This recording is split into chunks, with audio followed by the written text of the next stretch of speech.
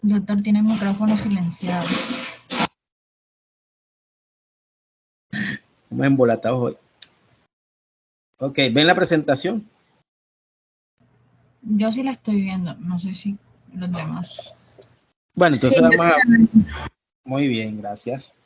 Vamos a hablar en términos sencillos en qué consiste la ventilación mecánica.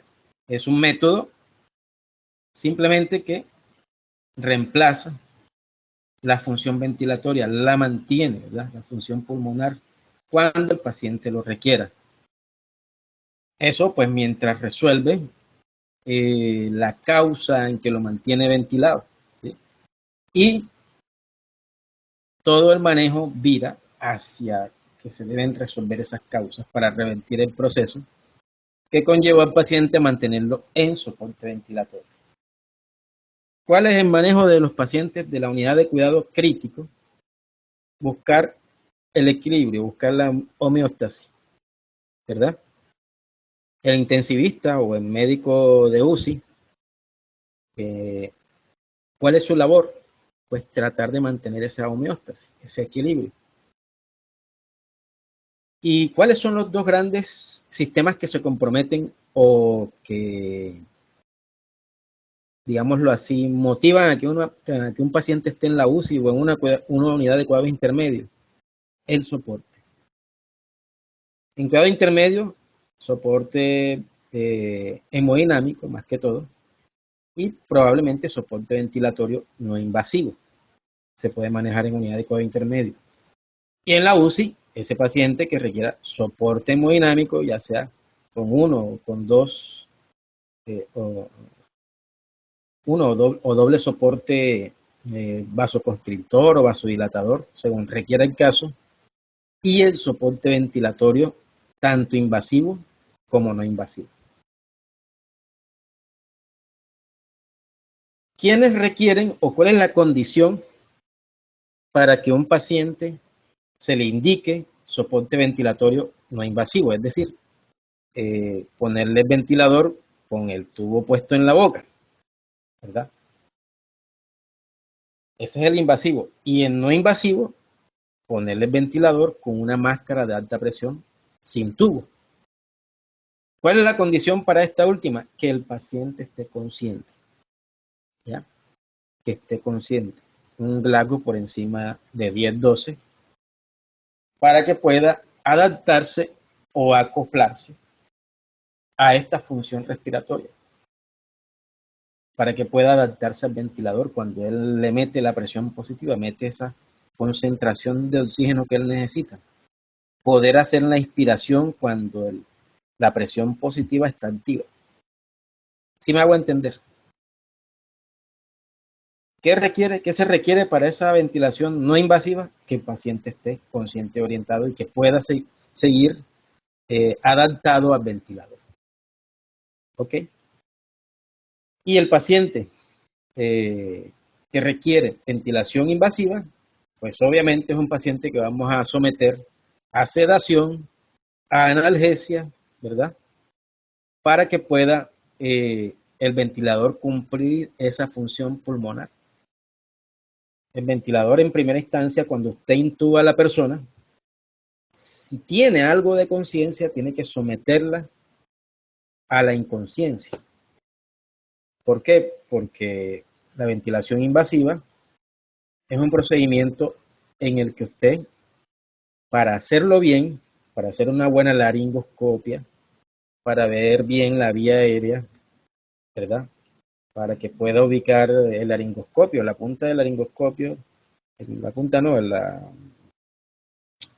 ¿cómo es que se llama eso? La pala del laringoscopio, la punta del laringoscopio, que es Roma, pueda ubicar la vallécula y ahí pues está en la base de la lengua, está entre la base de la lengua y la epiglotis, y ahí poder hacer la maniobra, no de tracción, sino de elevación, ¿verdad?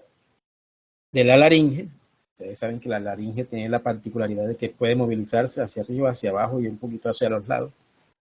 Y usted pueda ver la epiglotis y la glotis y las cuerdas vocales. Cuando usted logra eso, hizo un buen procedimiento y se requiere que el paciente esté inconsciente, ¿verdad? Que no tenga su Glasgow esté por debajo de 6/15, que permita y que facilite la intubación. ¿Ok? ¿Cómo se escoge el tubo? El tubo orotraqueal, que lo vamos a ver en la práctica, Dios mediante, la otra semana sí, con todo, porque no hemos hecho ni una, con todo en la práctica. ¿Cómo se escoge el tubo? Ustedes se preguntarán. El tubo viene numerado en los extremos, ¿ok? Viene con un dispositivo, un balón neumotaponador, que permite fijarlo, ¿verdad?, en la vía aérea superior y pues la otra función es que no se escape mucho oxígeno, de evitar que se escape gran cantidad de oxígeno que necesita el paciente. Entonces, para escogerlo, vienen numerados para los adultos, desde el 6.5 hasta el 8.5, que es lo máximo, es el tubo más grueso. 6.5 generalmente en damas, de contextura delgada. 7.5, 8, pues ya pues en adultos, tanto hombres como mujeres, ya de contextura más consistente, más gruesa. Y ya el tubo número 8.5, que es el más grueso, ese sí es para caballeros, netamente. Y como les he explicado en alguna ocasión, pues mirar la morfología del cuello. Si tienes un cuello corto y grueso y el paciente es obeso, generalmente esa glotis es gruesa. Por tanto, requieren el tubo más que calce mejor a ese diámetro. ¿Por qué es importante eso? Saber qué número de tubo voy a colocar. Y esa determinación la logra usted con la experiencia. Entre más procedimientos de intubación hagas, tú vas a saber mucho más, vas a afinar ese ojo para saber qué es lo que vas a necesitar, qué número de tubo vas a necesitar para ese paciente. Eso es importante porque es que si digamos usted le entregan un tubo 6.5 o 7 a estos pacientes que le llegó un paciente de estos que le comenté que son cuello grueso, corto, que generalmente la morfología de ese cuello es una glotis gruesa también, amplia. Entonces, ¿qué pasa? Va a quedar, si usted introduce ese tubo que es delgado, va a quedar como quien dice bailando allí, por más que el neumotaponador usted lo insufle, va a quedar siempre ahí, como quien dice, bailando ese tubo y va a provocar una reacción inflamatoria. Todos producen una reacción inflamatoria, pero cuando el tubo es demasiado delgado, más todavía. Ese tejido, ese tejido respiratorio de la vía respiratoria superior va a engrosarse, ¿verdad? Y si usted deja mucho tiempo el tubo, no tiene ese cuidado de, por lo menos si ya pasaron 2 semanas, pues hacerle la traqueostomía, porque es que el tubo salva de forma aguda. Si usted no salvó la intubación, listo, le puso el tubo. Pero ya después es un cuerpo extraño y el organismo reacciona a ese cuerpo extraño. Procesos de inflamación, ¿verdad? El tejido se queratiniza más, se vuelve más grueso. ¿Y qué va a pasar? La vía aérea se va a adelgazar también, se va a quedar en un lumen más pequeño de lo que debe ser normalmente esa vía aérea. ¿Qué va a pasar? Una insuficiencia ventilatoria después en el paciente. Y se los digo porque ha ocurrido. Hubo un señor ahí de 47 años, un trauma craneoencefálico severo. Lo manejaron en una UCI de aquí de Sincelejo. No sé cuánto tiempo le habrán dejado el tubo. Por lo menos más de 2 semanas sí fue. Quizás fue un mes, 45 días, le dejaron un tubo puesto y hizo esa estenosis de la vía aérea superior. Entonces, es un paciente que obviamente se va a complicar, va a hacer dificultad respiratoria, insuficiencia ventilatoria y pues todo lo que conlleva todo esto, hasta la posibilidad de fallecer. Entonces, ya hoy en día se considera pues que si usted ve que el paciente va para una ventilación prolongada, a la semana, a los 12 días, ya debe tener la traqueostomía. Entonces, ¿cuáles son las indicaciones de la ventilación mecánica? el soporte, te está brindando un soporte de ese intercambio gaseoso.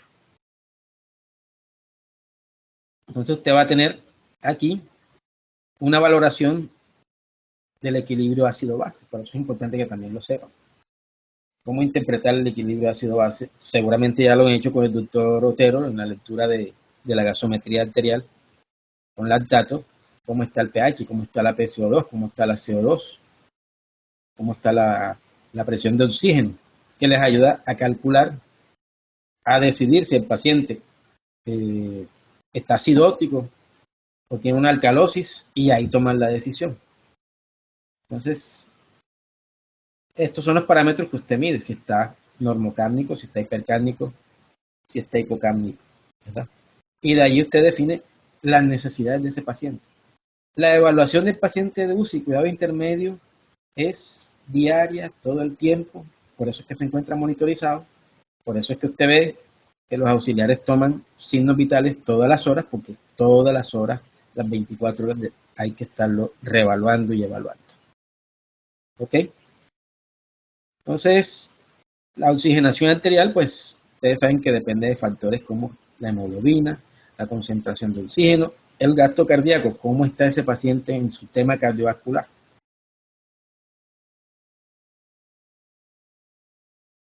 ¿Qué otras indicaciones tiene? Aumentar el volumen pulmonar. Ustedes saben, pues, que el alveolo, en ese afán de propiciar el intercambio gaseoso, debe mantener cierta presión, lo que los intensivistas definen como presión expiratoria al final de la expiración, la famosa PIP, que no es más sino que la presión de aire que debe tener el alveolo para mantenerse abierto. Entonces, la intubación o la ventilación mecánica, perdón, ya hablando pues, en términos generales, procura eso, tiene como indicación aumentar el volumen pulmonar, que se mantenga esa presión intraalveolar para poder propiciar el intercambio gaseoso. Ustedes saben que el oxígeno entra en una concentración del 21% que viene de la atmósfera, ¿verdad? Junto con otros gases, pero de ese 100% lo que uno agarra de la atmósfera es el 21%. Esa molécula de oxígeno viaja por toda la vía aérea superior, se encuentra pues como en primera línea la parte de la nasofaringe, después pasa a la laringe, de la laringe pasa a la tráquea, y de la tráquea pasa a los bronquios, y ahí a los bronquiolos, y de los bronquiolos a la unidad funcional que es el alveolo. Allí tiene que atravesar unas 7 membranas, ¿cierto? Hay una capa que es lipídica y por eso es que los gorditos, sobre todo la población infantil, cuando tienen aumento de peso, por eso es que cuando tienen un cuadro respiratorio se les dificulta más, ¿verdad? Recuperarse de esa injuria pulmonar. Entonces hay que prevenir y no engordarse tanto porque esa capa de las 7 capas, hay una que es lipídica y si se engruesa pues va a ser más difícil. Ustedes saben que el oxígeno entra por gradientes de presión mayor que la salida del CO2, ¿verdad? Y entonces ese oxígeno pasa esas 7 capas, llega hasta el capilar. En el capilar, pues también por gradientes de presión entra al glóbulo rojo, a la molécula M, ¿verdad? Y de ahí se va para los tejidos a ser entregado en la célula de los diversos tejidos. ¿Y qué hace el eritrocito? Entrega el CO2. Ese CO2 también pasa esas 7 capas, pero con menos presión, sale al alveolo y el alveolo va para afuera. ¿Cierto? Esa es la homeostasis, ese es el intercambio gaseoso. Prevención y tratamiento de atelectasia. Bueno, en esto sí, cuando usted intube, tiene que tener el cuidado de una buena fijación del tubo y eso lo vamos a aprender en la práctica. Fijar bien el tubo, aplicar la insuflación del balón neumotaponador, ¿verdad? Saber en qué posición usted debe tener ese tubo, porque el tubo viene numerado precisamente para saber en qué posición usted lo va a dejar, ¿ya? Y prevenir estos cuadros de atelectasia. Si usted deja mal intubado a un paciente, es decir, digamos que lo introdujo más de lo debido y ustedes saben que el bronquio derecho está más horizontalizado y el tubo pues tiende como que a irse más hacia el pulmón derecho, entonces va a oxigenar el pulmón derecho y no el izquierdo. Se va a producir esa atelectasia. Entonces tiene que prevenir que no le vaya a hacer atelectasia al paciente con una buena intubación, una técnica adecuada y una buena fijación. Bueno, propiciar una buena capacidad residual funcional. Otra indicación, reducir o manipular el trabajo respiratorio. Esto depende de la patología que usted esté manejando. Si es un paciente que está hipercápnico, ¿qué quiere decir hipercápnico? ¿Quién me dice? Aquí tengo la libreta. Hipercápnico. Que tiene altas concentraciones de dióxido de carbono, ¿no? De CO2. Muy bien, muy bien. O sea, hay dificultades para la salida del dióxido de carbono. ¿Quién me habló? Andrea. María Alejandra. Eso. Muy bien. Entonces, ¿cuál creerán ustedes en qué, digamos, qué manipulación debe tener el ventilador si el paciente está hipercápnico? O sea, tiene una cantidad de tóxicos en su sangre y necesita sacarla. ¿Aumentando la frecuencia respiratoria o disminuyéndola? ¿Cómo creen ustedes? Necesitamos sacar ese CO2. ¿Aumentándola? Aumentándola, dimos otro punto. María, ¿verdad? Aumentándola, claro. Lo que pasa es que, ahora lo vamos a mirar. El ventilador, usted lo tiene que calcular dependiendo, o sea, lo tiene que ajustar, perdón, no calcular, tiene que ajustarlo dependiendo de la patología del paciente. Si usted en la gasometría arterial, ya teniéndolo intubado, por ejemplo, usted observó que está con una hipercapnia, como dijo María Alejandra, hay que propiciar la salida del CO2, ¿ya?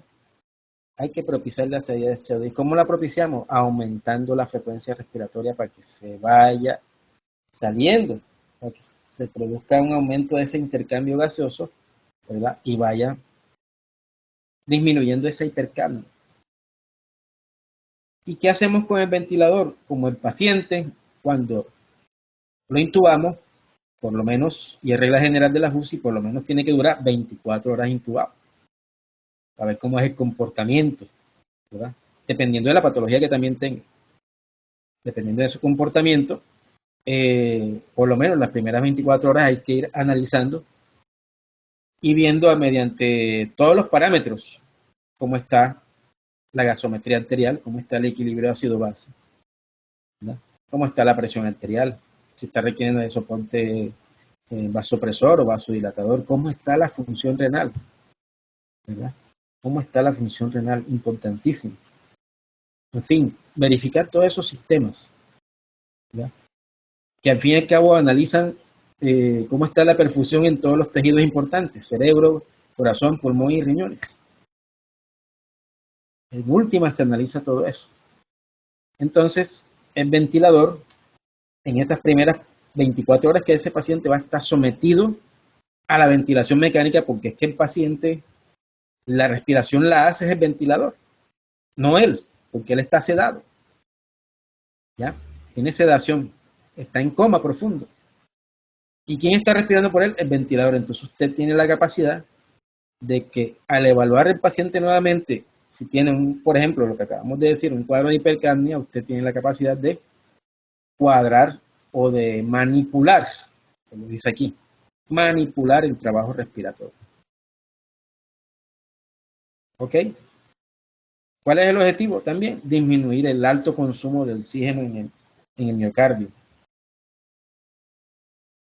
Objetivos clínicos, disminuir lesiones pulmonares de manera iatrogénica, eso ya lo dijimos con el tema de las atelectasias. Otras complicaciones de la ventilación mecánica. ¿Cuáles pueden ser unas complicaciones de la ventilación mecánica? Que le metiste mucha presión, ¿sí?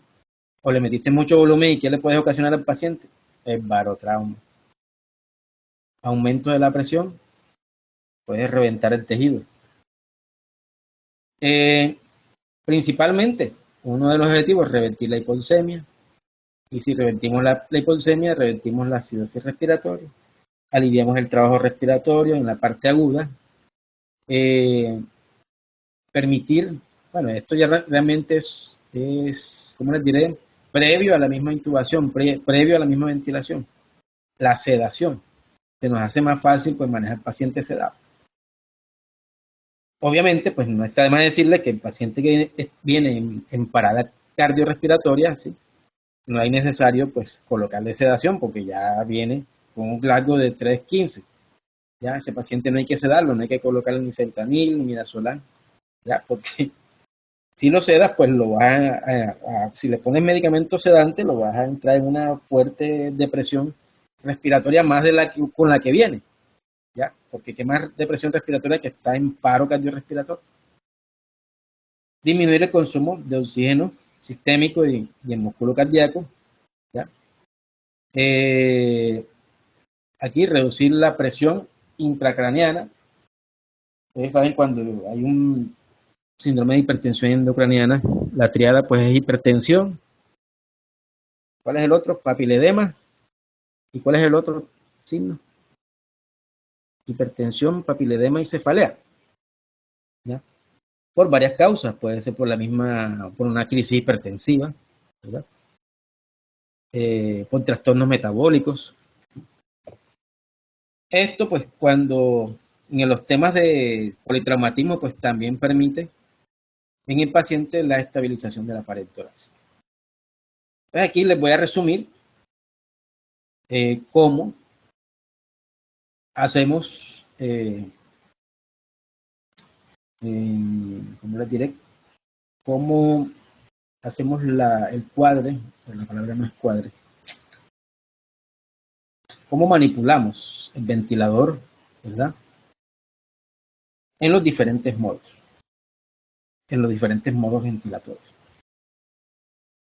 Entonces puede ser, él les dice que puede ser por volumen o flujo, por presión o por tiempo. Generalmente uno, en nuestro medio, pues manipulamos ese ventilador ya sea por volumen o por presión. Hay unas alarmas que te dicen, hey, tiene mucha presión, tiene mucho volumen, y te avisan, ¿ya? Dependiendo de cómo va evolucionando el paciente. Estos son unos ejemplos de ciclados, no voy a ahondar mucho en esto más lo saben mucho mejor que yo el doctor Otero. Diferentes tipos de ventilador, el Brace, el Siemens, uno de los más utilizados aquí en nuestro medio, y uno más pequeño que es el Pulmonetics, LTB1000. Entonces, el sistema de ciclaje, ¿qué quiere decir? La manera o los modos ventilatorios en los que vas a someter al paciente según su evolución, ¿verdad? Que depende de volumen o de presión, flujo y tiempo. Los que más utilizamos son volumen y presión. Bueno, la pregunta es, ¿y nosotros cómo sabemos cómo escoger el modo ventilatorio según la evolución del paciente? Entonces, sencillo. Hay principalmente 3 modos ventilatorios. Los demás modos son ventilatorios mixtos, pero como les dije, voy a explicarles aquí lo más sencillo, lo más básico, y le dejo la otra parte del doctor Otero que lo maneja mucho mejor que yo y sabe más que yo de eso, los otros modos ventilatorios. ¿Ok? Entonces, principal modo, y esos parámetros los tienen ventiladores. Estos ventiladores tienen esos parámetros aquí en la pantalla, en el monitor. Este es un poquito más antiguo, pero también ahí le dice los modos. Este es más sencillo, aquí también le dice los modos. No se alcanzan a ver ahí, pero ahí les dice a qué frecuencia, cuál es la PIB, si lo van a hacer por volumen, si lo van a hacer por presión. Generalmente yo, cuando lo hago en un paciente que me viene al servicio y tengo que ventilarlo, lo hago por volumen, ¿ya? Y por presión, bueno, ya eso se lo dejo al intensivista. ¿Sí? Las presiones de las que hablamos, la PIB, ¿sí? Eso ya, yo lo hago principalmente por volumen, que es lo que más manejo porque ya pues uno como médico de urgencia o médico de cuidado intermedio lo que hace es ponerle el tubo, ¿verdad? Se inicia en modo volumen, que depende del peso del paciente, un peso más o menos que le calcules, ¿ya? Y ya lo demás, la frecuencia respiratoria, la PIB, ya tú lo defines dependiendo de la patología que presente el paciente. Si, por ejemplo, es un paciente que definitivamente, un paciente con EPOC exacerbado, EPOC crónico exacerbado, que definitivamente me tocó intubarlo porque la idea del paciente con EPOC no es intubarlo, sino ponerle al máximo la ventilación no invasiva, pero bueno, si ya te tocó intubarlo, listo. Es un paciente hipercárnico, ¿cierto? Entonces, ¿qué tengo que hacer en un principio? O por lo menos la primera hora o las primeras 6 horas. Porque tengo que ir reevaluando lo que dijo la doctora María, aumentar la frecuencia respiratoria. Entonces, muchas cosas dependen de cuál es el paciente que se te presenta. Entonces, bueno, yo siempre inicio por volumen. Entonces aquí retomamos. ¿Y cómo yo determino cuál es el modo ventilatorio? Bueno, te llegó el paciente o se te puso mal, lo intubaste, lo llevaste a la sedación y analgesia, lo intubaste. Lo llevaste a un glaco menor de 6,15, lo intubaste, le pusiste el tubo, ¿verdad? En este caso, como es un paciente sedado, toda la función la va a cumplir el ventilador. ¿Entendido? O sea, tanto inspiración, que es ustedes saben que es una función activa, como la expiración, que es una función pasiva. Las va a cumplir él, es lo que va a hacer el ventilador, va a cumplir la función pulmonar completamente en el paciente, porque el paciente está sedado. Si ese paciente tú lo dejas en sedación, ¿verdad? Listo, le colocas el tubo, pero si no empiezas a ventilarlo, se te va a morir. Entonces, todo ese trabajo en primera instancia, las primeras 24 horas, las va a hacer el ventilador. Entonces, tú vas evaluando a ese paciente cada 6 horas, si eres un médico de la UCI, que trabaja en UCI, cada 6 horas hay que evaluarlo, cada 8 horas hay que pedirle una gasometría arterial con lactato de control y hay que mirar pues, la condición en las que sigue él, en las que evoluciona en las primeras 24 horas. Se dice pues que el manejo correcto de las primeras 24 horas de ese paciente que tú tengas va a redundar en su pronóstico, o sea, en la adecuada recuperación temprana o tardía, dependiendo cómo lo manejes las primeras 24 horas. Listo, el paciente, tú estás viendo que está mejorando, ¿verdad? Que tiene una buena respuesta, que tiene un control metabólico adecuado, ¿verdad? ¿Qué haces tú? Disminuyes la sedación y la analgesia, porque es que tú colocas sedación y analgesia a ese paciente que vas a intubar. Y lo dejas con sedación y analgesia, ¿verdad? Las primeras 24 horas y revisas mediante esas valoraciones y revisiones cómo sigue. Si tú ves que los parámetros ventilatorios continúan adecuadamente, ¿verdad? Y que la causa de haberlo intubado y ventilado no sea pulmonar, ¿verdad? O que si es pulmonar mejora rápidamente y que tú ves que los parámetros respiratorios, la gasometría va mejorando, que el pH va mejorando, que la PCO2 va mejorando, que la PAFI, ¿el cálculo de la PAFI cuál es? ¿Cuál es el cálculo de la PAFI? Presión de oxígeno sobre la FiO2. ¿Y qué es la FiO2? La concentración de oxígeno que tú le estás mandando desde la fuente de ese ventilador. Que en la primera hora debe ser del 100%, ya después de la segunda hora del 50%. Eso ahorita pues miramos una gasometría y les digo cómo se calcula la PAFI. La PAFI, si está, digamos, en más de 250 o 300, pues se considera que ya el paciente está normal. Si está entre 300 y 200, pues se considera un síndrome, una injuria pulmonar, perdón. Y si está en menos de 100, ya estamos considerando un síndrome de distrés respiratorio, que es lo más severo. Disculpe, doctor, injuria que no escucha bien. Por encima de 300 podríamos decir, bueno, no hay problema, vamos bien. Vale. Ajá. Creo que me equivoqué, entre 200 y 300 se considera una injuria pulmonar. Ok. Y menor de 200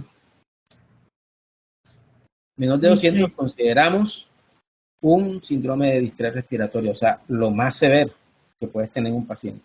Ojo, usted no está te está complicando por el pulmón. ¿Ya? Bueno, gracias.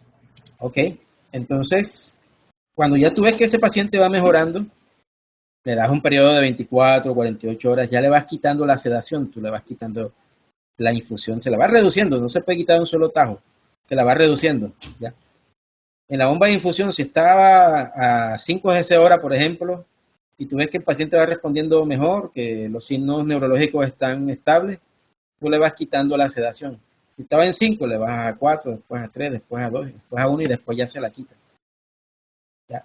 En ese periodo de tiempo, cuando tú le vas quitando la sedación, el ventilador tiene una frecuencia respiratoria base, o sea, él trabaja con una frecuencia respiratoria básica y con una presión o un volumen, ¿ya?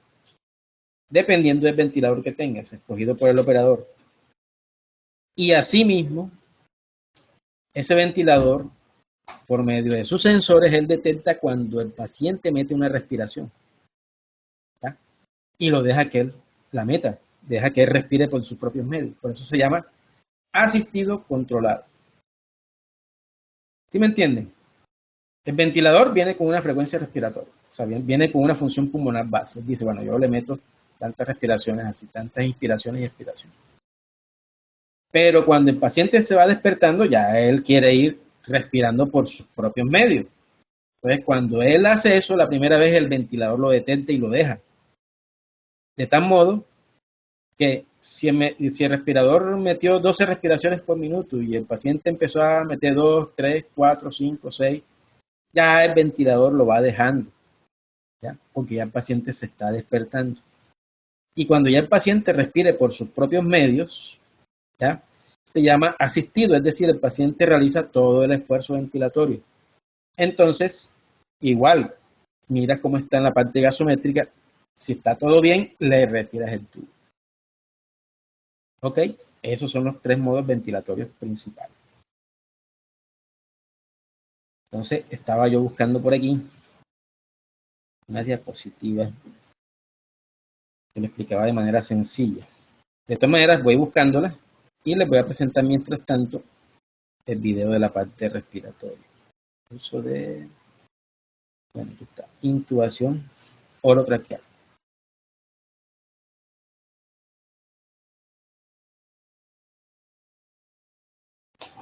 ¿Sí lo ven? Este video tiene el propósito de ¿Sí apoyar el oyen? proceso de aprendizaje de un Sí, procedimiento señor, médico. sí se ve y se oye. En este caso Muy reemplaza la bien. enseñanza que se recibe en el aula de clase y a través de la práctica profesional. Las recomendaciones aquí presentadas son sugerencias basadas en la experiencia del asesor de contenidos. La Universidad Nacional de Colombia no se hace responsable por el uso indebido de este material. La vivienda es otra 15.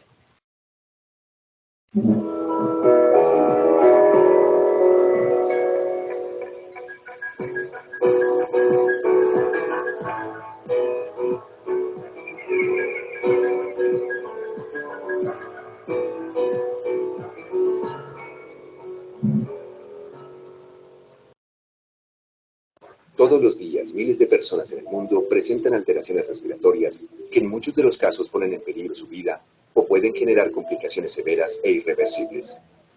Los médicos, independientemente de su especialidad, deben estar capacitados para el manejo inicial y avanzado de la vía aérea durante procedimientos de reanimación. En este video se explica el método más seguro para el control avanzado de la vía aérea, la intubación orotraqueal. En este video encontrará indicaciones y casos en los que se realiza la intubación orotraqueal, elementos necesarios para realizar la intubación orotraqueal, examen de evaluación de la vía aérea del paciente, preparación del paciente, técnica para realizar la intubación orotraqueal, la técnica de inducción de secuencia rápida.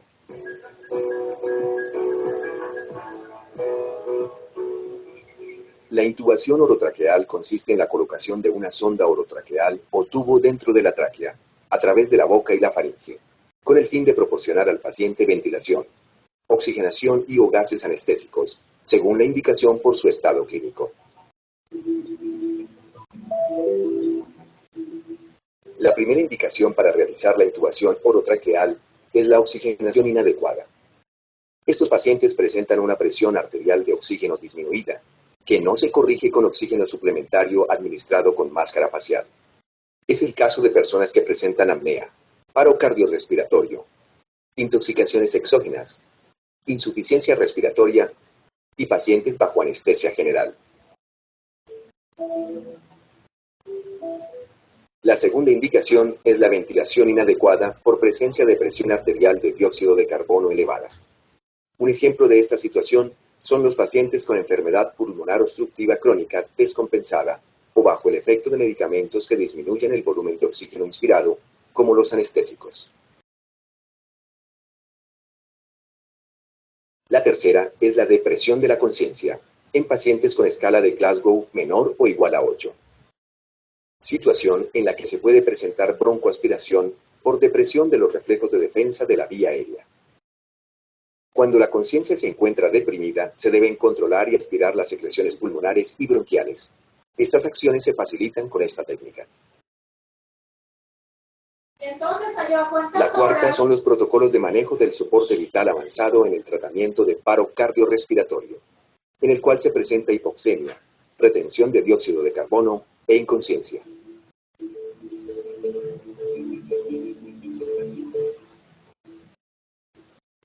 La intubación orotraqueal solo tiene contraindicaciones relativas asociadas con una probable dificultad o imposibilidad para la intubación y la falta de indicación.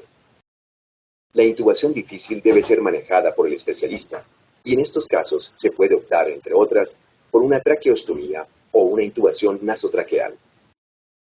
Un ejemplo de falta de indicación es tratar de intubar un paciente con trauma cráneoencefálico cuando la escala de Glasgow se encuentra por encima de 8. Antes de iniciar el procedimiento, es necesario comprobar que todos los elementos se encuentren disponibles y en buen estado de funcionamiento, porque al necesitarlos, en una situación de urgencia no hay tiempo de realizarlos, y de su buen desempeño puede depender la vida del paciente. Los siguientes son los elementos que se debe tener disponibles para realizar una adecuada técnica de intubación orotraqueal. Una fuente de oxígeno. El laringoscopio con luz y baterías funcionantes. Hojas de laringoscopio de diferentes tamaños. Tubos endotraqueales desde 2.5 a 8.5 milímetros para niños y adultos. Máscara laríngea. Máscaras faciales de diferentes tamaños. Cánulas orofaríngeas. Pinzas de McGill. Guías también llamadas conductores o introductores flexibles. Jeringas de 10 mililitros. Esparadrapo o hiladillo. Respirador manual Ambu. Ventilador o máquina de anestesia. Aparato de succión. Bandejas. El procedimiento se debe iniciar con una evaluación del paciente. Realizar historia clínica completa si es factible, para precisar si ha tenido antecedentes de intubaciones de manejo difícil. Realizar inspección general de las fosas nasales, los labios, la lengua, los dientes y el cuello. Bueno, aquí como se pueden dar cuenta, esto es una valoración preanestésica, en donde pues el paciente seguramente se va a someter a algún procedimiento y bueno, el anestesiólogo en su consulta preanestésica hace la evaluación de la escala de Mallampati, que la vamos a ver ahorita. En la urgencia no podemos estar midiendo ni haciendo evaluaciones tan detalladas, tenemos que con el ojímetro pues, detectar, ¿verdad?, si la intubación va a ser adecuada, si va a ser difícil, ¿sí? Dependiendo cómo usted vea la morfología que está analizando aquí el doctor, pero eso hay que hacerlo de manera rápida. La apertura oral mide la distancia entre los incisivos superiores e inferiores. Si esta distancia es menor de 4 centímetros, se prevé una intubación difícil. La clasificación de la vía aérea según Mallampati es de acuerdo a la proporción del espacio que ocupa la base de la lengua en la cavidad oral, permitiendo la observación o no de las estructuras de la faringe. En la clase 1 son visibles las fauces, la úvula, los pilares de las amígdalas y el paladar blando. En la clase 2 son visibles las fauces, la úvula y el paladar blando.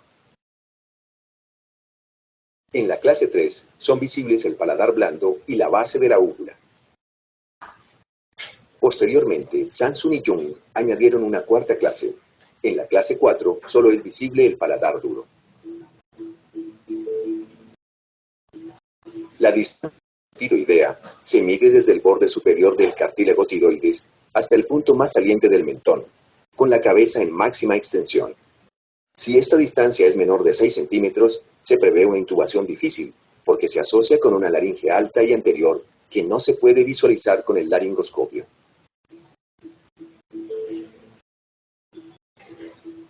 La distancia mentoioidea se mide desde el hueso ioides hasta el punto más saliente del mentón.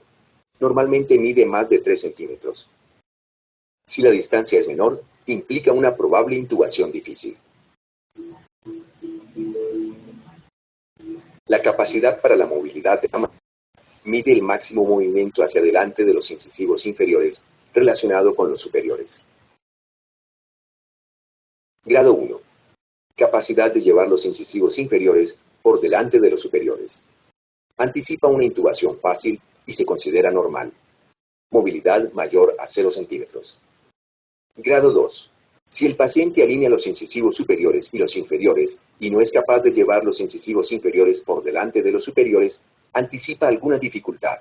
Movilidad igual a 0. Grado 3.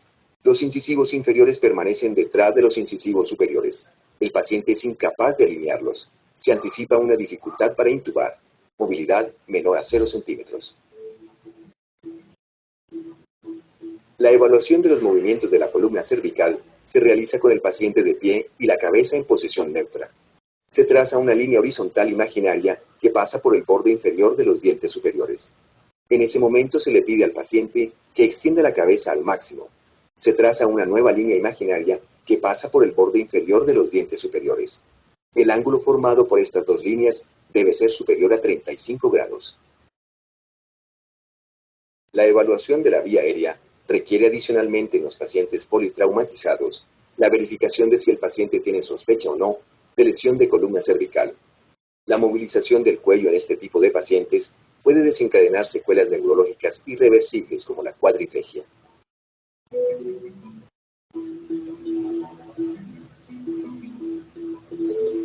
La distancia mandibuloidea se mide radiológicamente. Es la longitud entre la rama horizontal de la mandíbula y el hueso ioides.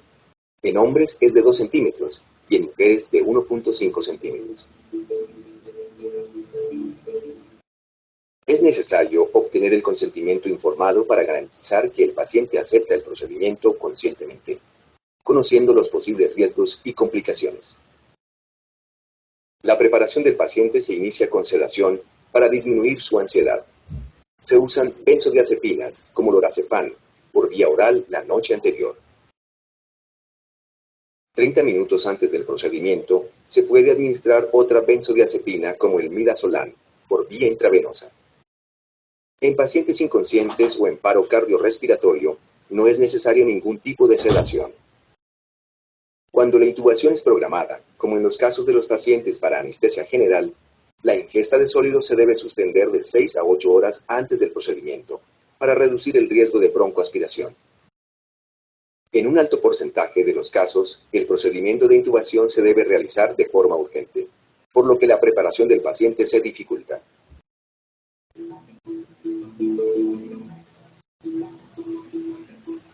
El procedimiento se inicia con la canalización de una vena periférica para la administración de los medicamentos necesarios. Monitorear. Oximetría de pulso. Electrocardiograma continuo en la derivación B2. Y presión arterial automática. Es recomendable contar con capnografía. Idealmente se debe tener una mesa o cama que permita cambiar la posición del paciente, subirlo, bajarlo o colocarlo en posición de Fowler o de Trendelenburg. La altura de la mesa se debe ajustar de modo que la cara del paciente quede al nivel del apéndice sifoides de la persona que va a realizar la intubación. El paciente se debe ubicar en posición de olfateo. que se obtiene colocando la cabeza sobre una almohada de 8 a 10 centímetros de altura para extender la cabeza con el fin de alinear los ejes oral, faríngeo y laríngeo, de modo que el paso del tubo, desde los labios hasta la apertura glótica, sea casi en línea recta. Cuando la cabeza está en posición neutra, los ejes oral y faríngeo forman un ángulo de 90 grados. Durante la laringoscopia normal, la extensión de la articulación atlanto-occipital lo convierte en 125 grados, y al hacer una leve extensión del cuello, los tres ejes se alinean. El primer paso del manejo de la vía aérea es oxigenar con máscara facial. Durante todo el procedimiento se debe administrar oxígeno. La fracción inspirada de oxígeno recomendada es de 1, con un flujo de 3 a 15 litros por minuto. Esta preoxigenación permite mantener las presiones arteriales de oxígeno para asegurar un tiempo de apnea de 2 a 5 minutos mientras se ejecuta la intubación. Una vez preoxigenado, se suministran las drogas para llevar al paciente a la inconsciencia.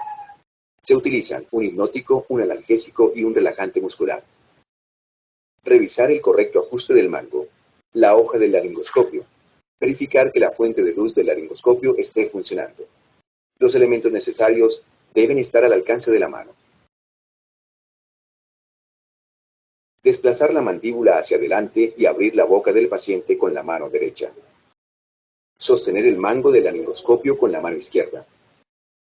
Introducir la hoja del laringoscopio en la boca con el mango dirigido hacia la derecha del paciente y la hoja en la comisura derecha. Avanzar por el lado derecho hasta visualizar la amígdala derecha. Cuando la punta de la hoja está en la hipofaringe, cambiar la dirección del mango hacia adelante para rechazar la lengua hacia la izquierda. Ninguna porción de la lengua debe quedar dentro del campo visual de la persona que intuba. Es decir, la lengua debe quedar completamente desplazada hacia la izquierda por la rama vertical de la hoja del laringoscopio. Avanzar la hoja del laringoscopio hacia la base de la lengua. Esta maniobra expone la epiglotis, que no se debe perder de vista. Avanzarla hasta alcanzar el punto más profundo de la vallécula o surco glosoepiglótico. Llevar el laringoscopio hacia arriba y hacia los pies del paciente, sin cambiar la dirección del mango y sin ejercer palanca sobre los dientes para evitar fracturas. En ningún momento realizar movimientos de puño. El movimiento que se debe realizar es el desplazamiento del antebrazo y el brazo en dirección oblicua hacia arriba. Se observan las cuerdas vocales. Ocasionalmente se requiere de un asistente para presionar la tráquea contra la columna vertebral para mejorar la visión directa de la laringe. Tomar el tubo endotraqueal con la mano derecha, manteniendo la concavidad del tubo hacia el lado derecho de la boca, en posición horizontal, para evitar que obstruya la visión de las cuerdas vocales. Observar la entrada del tubo a la laringe y el paso a través de las cuerdas vocales hasta cuando el manguito neumotaponador haya sobrepasado la glotis. Una vez colocado el tubo, se conecta al circuito y se empieza a insuflar los pulmones. Los dos hemitórax deben moverse simétricamente. Sujetar firmemente con la mano izquierda el tubo sobre la comisura labial para impedir que se desplace hacia adentro o hacia afuera. El tubo no se debe soltar hasta cuando esté correctamente fijado. La mano derecha es usada para ventilar al paciente. Si el tubo continúa avanzando, puede ocasionar una intubación selectiva del bronquio derecho, produciendo atelectasia o colapso del pulmón izquierdo. Posteriormente, se ausculta el epigastrio. Si existen ruidos al insuflar, se sospecha una intubación esofágica. Luego se ausculta el ápice pulmonar derecho, el ápice pulmonar izquierdo, la base pulmonar derecha y la izquierda para descartar una intubación selectiva. El murmullo. Bueno, vamos a dejarlo hasta allí.